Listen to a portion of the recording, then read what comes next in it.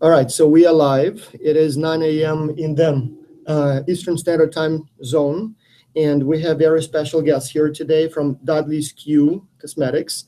And just before we get into the introductions and the questions, a very quick overview of how this will go.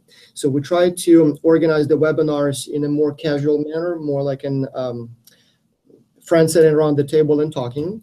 And so we will start with a short introduction of the company, just basically, who you are, what you do, the products, maybe countries where you sell your products already. And then we already have quite a few questions that were sent to us via email. So I will get to the questions once you're done with your short overview.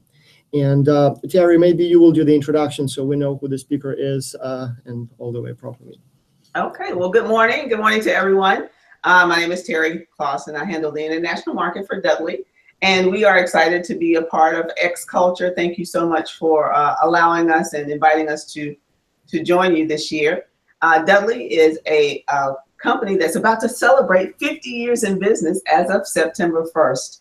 We distribute hair care products and cosmetics to around the United States and in 9 countries like Colombia, Panama, Jamaica, Martinique, Guadeloupe, Canada, and a few other countries that we do distribute our product. Our product is sold directly to salons, barbershops, and beauty schools. We are a business-to-business company. We do not sell to stores or beauty supply houses, but we have a complete line of products, a complete line of shampoos and conditioners and styling agents, as well as a complete line of cosmetics, blushers, foundations, shadows, lipsticks, and cleansing products for the skin. Today, we have the pleasure of having our president and CEO, Ursula Dudley Oglesby. The company was started by her parents, and she is second generation. And here's our president, Ursula Dudley Oglesby. Hi, everyone. Thanks, Terrie. Hi, everyone. Thanks for being a part of this program. We're very excited about it. As Terrie said, I'm second generation. I've been running the company for 9 years now. Have worked in the company basically my entire life.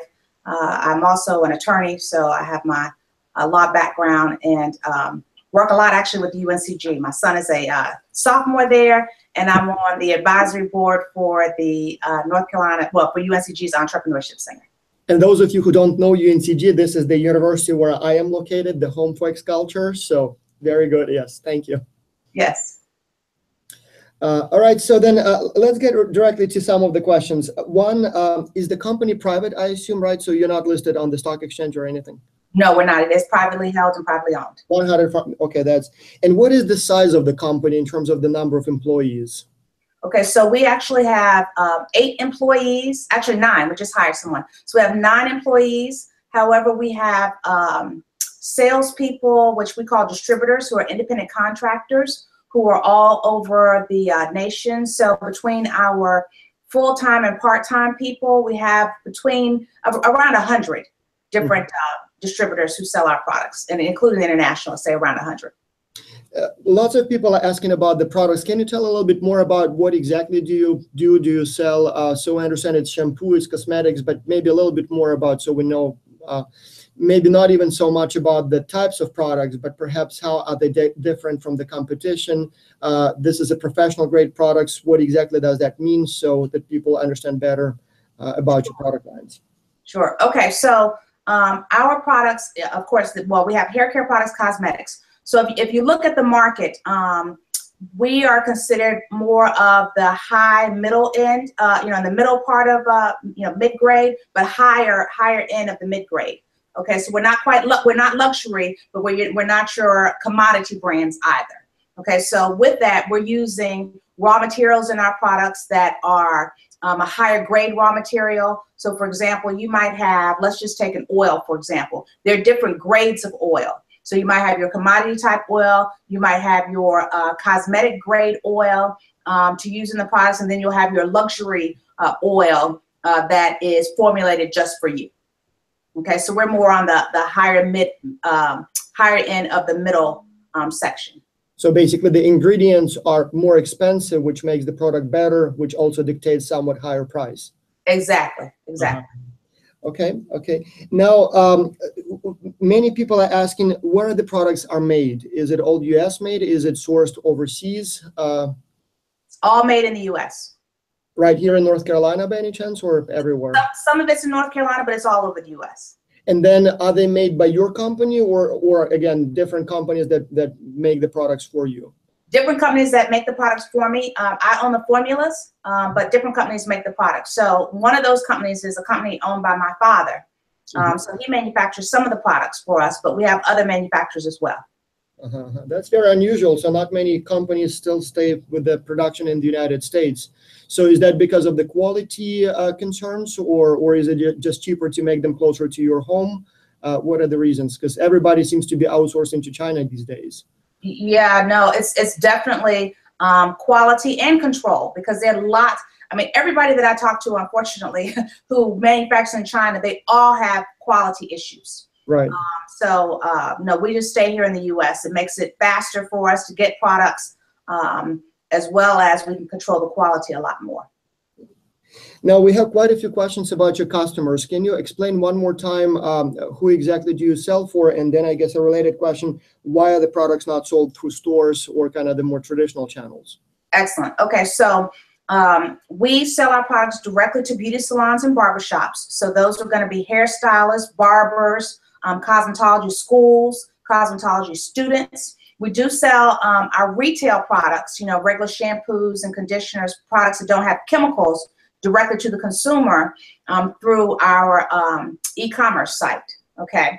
Now, the reason we don't sell our products in stores is here in the U.S., in the African-American community, one of the things that was happening when we decided to start selling our products in general to the professional market is that that many product companies would start selling their products in the salons, and as soon as the demand was built for the products, then they would snatch the products out and put them in retail stores. And we said we would not do that. Part of the reason for that too is here in the United States, we've had challenges with African-American businesses in general. And as you all know, we're a capitalistic society. Right. So as a whole, when you look in the Black community, the only businesses we have left as a whole are beauty salons and barbershops. So we decided as a company that we are only going to sell to the beauty salon and barbershop. So those customers have to go back into our communities, to which they live, most of them anyway, to buy the products. What that does is we create jobs for the distributor, so they're able to be in business. We keep that salon owner in business, so that money circulates within our community that much longer, versus them going to a store that we don't own. In addition to that, for the people who do business with the retail stores control them and control their distribution. Right. And we don't want to be in that sort of a situation.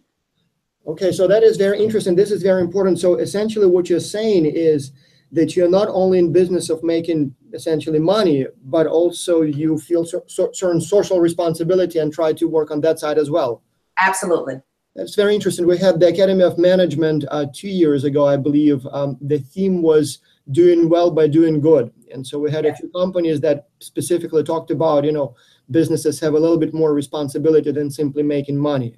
And so it's very nice to see that there are some businesses that actually do that, not only talk about it. Okay, that's very interesting. Who are your main competitors, and what do you see to be your strengths and weaknesses compared to the competition?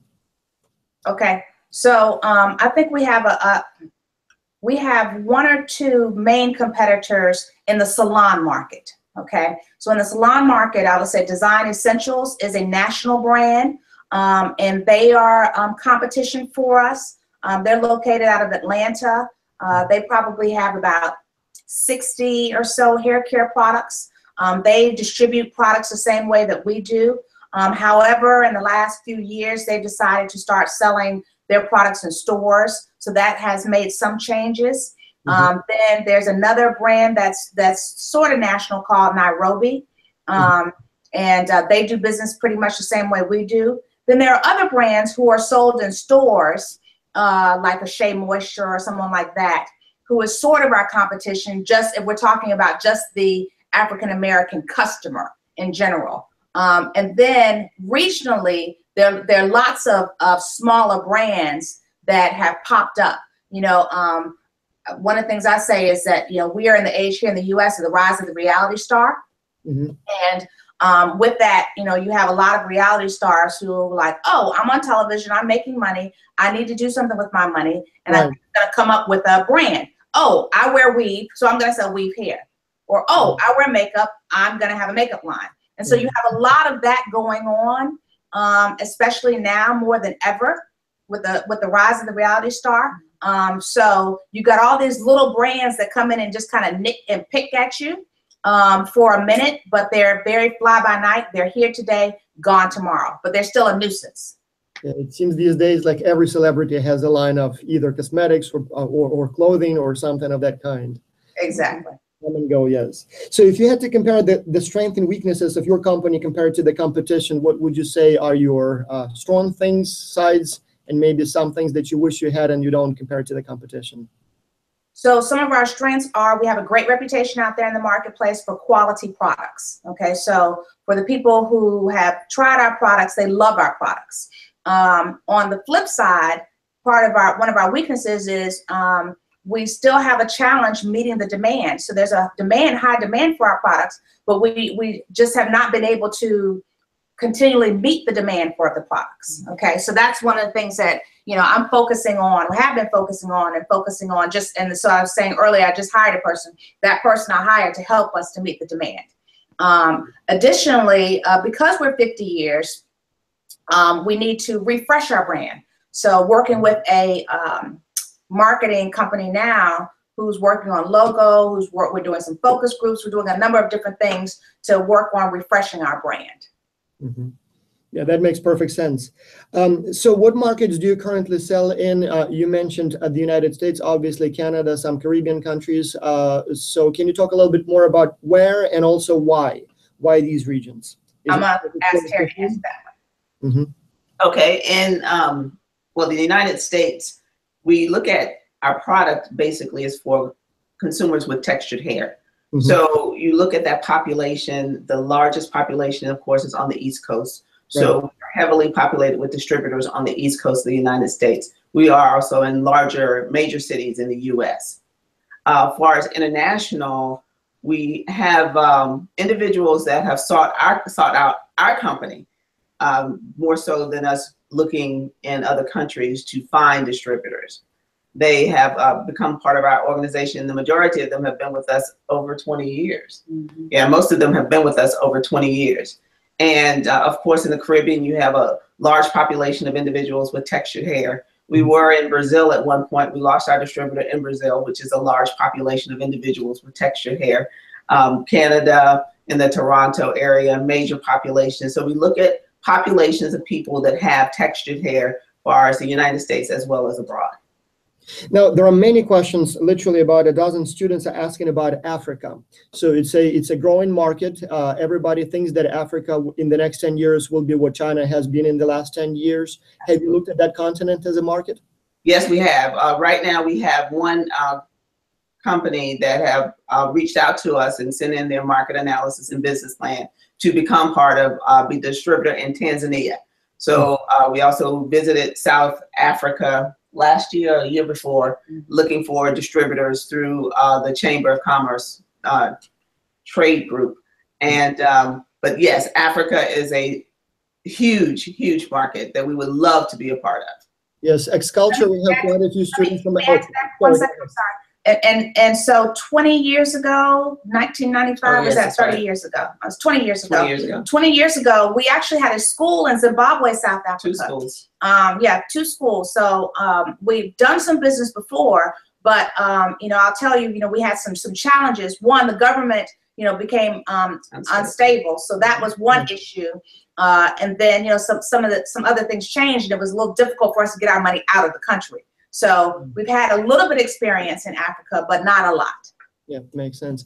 We have a lot of participants in X-Culture from Africa, not as many as we'd like to, given the size of the continent, but we do have always participants from Ghana, from Kenya, from South Africa, so quite a few, some of their biggest and apparently best business schools. So one of the hopes here is that maybe through their connections, we will be able to help you enter that market. So we'll see how it goes. But some of the countries there are much more stable now than they used to be, and it seems like business is booming. So we'll see how it goes. So when you do your promotion and marketing, do you do it through your own company or you hire external help? We normally do it through our own company. We have some different graphic artists that we use. As I said, I'm working with a marketing company now to help us refresh our brand. So we'll see what happens in the future. But right now, we do most of it ourselves, and then look to different people as we need different things. So several students are asking about your promotion channels. You mentioned sales representatives. Is that how you now reach the potential customers, or there are other channels that you use to talk to potential buyers? Yeah, so mainly it's our salespeople, distributors. We also have a call-in number here where for cosmetologists who don't have distributors in their area. In addition to that, we have our own e-commerce site. So we sell, but again, that's just to consumers, not professionals. And then we also sell, our products are listed on Amazon as well. So again, that's for retail customers. That makes sense. A few students are asking, what is the relationship with the sales representatives? Are they commission-based? Are they full-time employees? How does it work? They're totally independent contractors. Makes sense. What is your current pricing strategy? Are you trying to, do you have any specific, what's the proper word, I guess, tricks or tips how you do it, as far as do you price your products more expensively than average? Any other, I guess, whatever would fall within the pricing strategy question? Yeah, like I say, since we are in the that mid-level, when we price, we normally price on the high end of the mid-level, so it falls within the rest of our products. Makes perfect sense. Now, what I would like to do is, oh yeah, there is one more question that I skipped. The shipping options. How do you normally ship your products to your, I guess, sites where your consumers are? Do you use just regular mail, or do you have some other ways to ship it? So for consumers, we ship U.S. Post Office as well as FedEx Ground.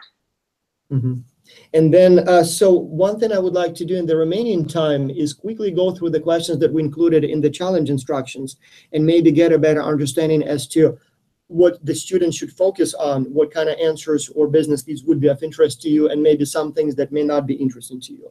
So the first question will be, they will try to analyze your competitive position, and you already provided a very good overview of who your competition is.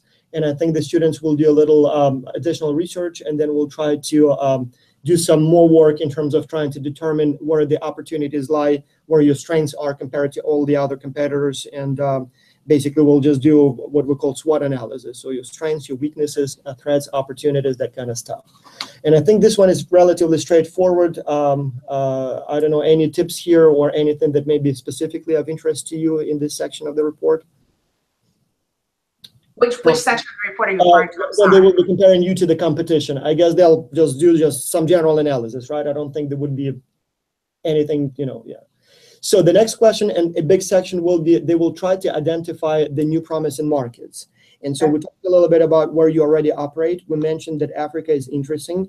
The big question, I think, for them will be, should they focus on those specific markets that you already named, or are you open to sell anywhere on the planet as long as there is demand? Anywhere on the planet, as long as there's demand. We are open to any country. And, as I stated before, we look at the markets based on hair texture, and most of our products are designed for textured hair. So anywhere there's textured hair or anywhere there's skin, we're open for that.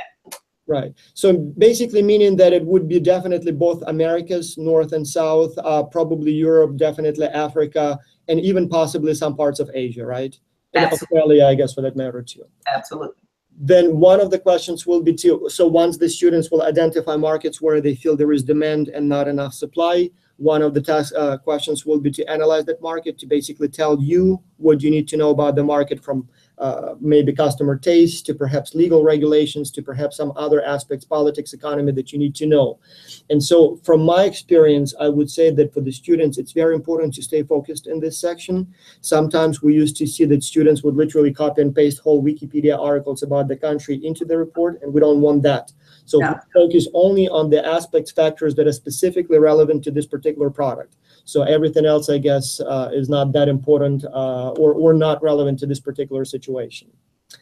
Now, one big question will be entry mode. And so here we will be talking, or students will be talking about the best way to enter the market. Would it be direct sales? Would it be some sort of a joint venture? Would it be some sort of perhaps franchising, or maybe some sort of an alliance? And so the question that they will likely have is whether or not you are open to some sort of collaboration with local companies. So would you prefer to do only direct exporting, or maybe establish a wholly owned subsidiary, or are you open to some sort of a collaboration in a form of a joint venture or perhaps some other alliance?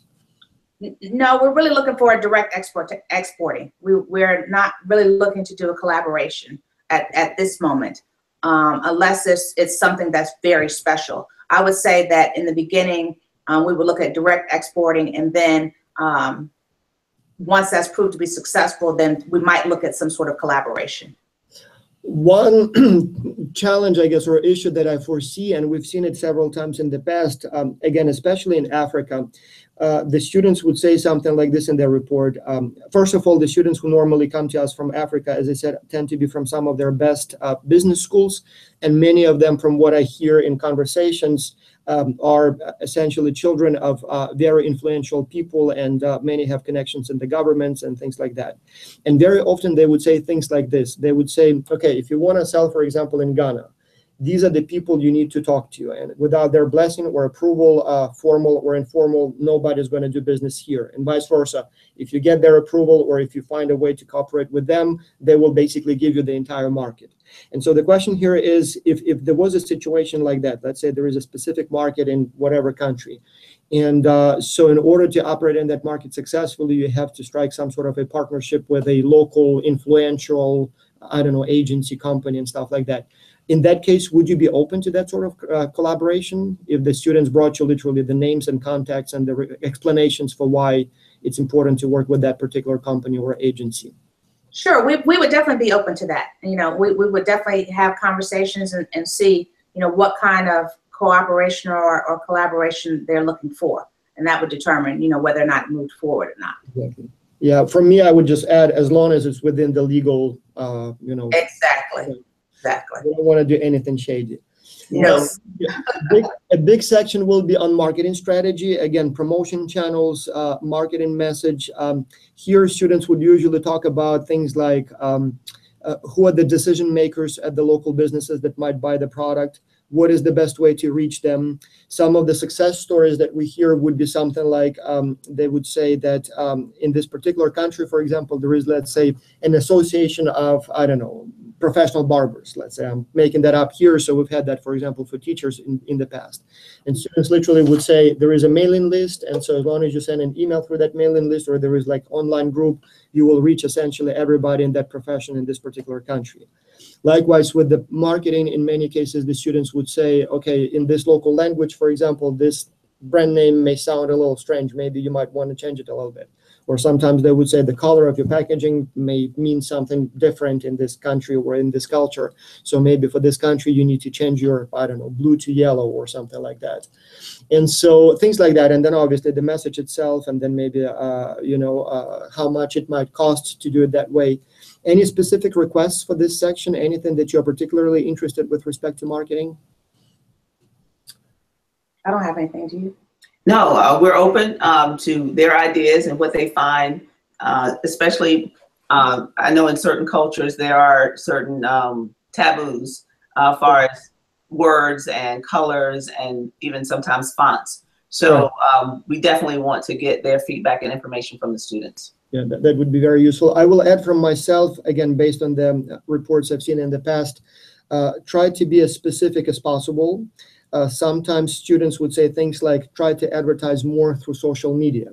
Now, that is an interesting idea, but it's not detailed enough an answer to be useful. So if you think that, for example, there is a potential to advertise through social media, then give us the exact address of, for example, a Facebook group where, let's say, the potential customers hang out, and perhaps let us know how to reach or how to post a message in that group, or who maybe manages that group, and if there is some sort of a fee for that, how much it costs. So try to be as specific as possible and literally provide a step-by-step guidelines, rather than just simply giving us the general communication vehicle. So I think when it comes to marketing, try to be as specific and as practical as possible.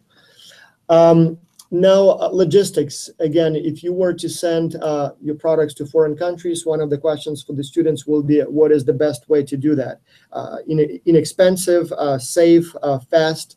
I'm not sure if there should be any special instructions for that, but do you think you might be interested in something related to shipping beyond simply cost and timing? Yes, definitely. Right now, we send directly to the freight forwarder here in the U.S., and then it's the distributor's responsibility from the freight forwarder to their country. So if there are other options that are faster and less expensive, we are definitely open to those options. One interesting question actually just came in literally a minute ago. Are your products, when you ship them, do they require certain temperature, certain, I don't know, humidity perhaps? I mean, can they just go in generic containers, or they require some special environment to stay fresh, I guess? If they're going by vessel, they can go directly in a container. So there is no need to keep them refrigerated or something like that? No, only if they're going by air. We have some hazardous items that would have to be packaged special. Yeah, it makes sense. Right, yeah. Now, again, another section will be about finances. And you already mentioned that sometimes it's difficult to move money from some countries to the United States. In X-Culture, we actually have that problem. So we literally have participants from some countries where the payments overseas are legal, but the payer has to receive a permission from the central bank. And so even if it's a small amount of money, it's a very complicated, very difficult kind of procedure to get an approval to send the money overseas. Then on top of that, obviously, in many cases, the banks may be taking certain fee, there may be certain taxes and stuff like that. And so one of the questions will be for the students, once they determine a promising market, what is the best way to basically move money across the border? And so there the questions will be, again, how much will it cost? Does it require any special permits? What is the cheapest way to move the money? How much will it take? And things like that. And again, I'm not sure if there are any specific questions you would like to add to that, but I guess, I don't know, have you had any problems of that kind before, where it's just difficult to move money across the border? Yes, as Ursula was talking, in Zimbabwe, we had challenges because we manage and own the schools. We had challenges getting the money out of the country. Currently, we haven't had as many challenges because right now all products are paid for upfront before the product is shipped. So we haven't had any challenges with bank transfers or payments. Talking about money and Zimbabwe in particular, I actually have a little gift here from one of our students. $10 trillion. Zimbabwe. Wow. Wow. So they had the highest inflation rate in the world, and so I have 10 trillion, but apparently they also had 50 trillion, and I just but this one is roughly $12, at least at the time when the student gave it to me. He said that's roughly equivalent of $12. And so obviously one of the challenges can be the local inflation and exchange rates. And again, especially if the market is volatile, again, that might be something that the students need to research a little bit and perhaps provide some tips and advice on it. So that's an issue. Another one, and this one is a big one, certification. So I assume products like this in some countries may need to be certified in order to be sold.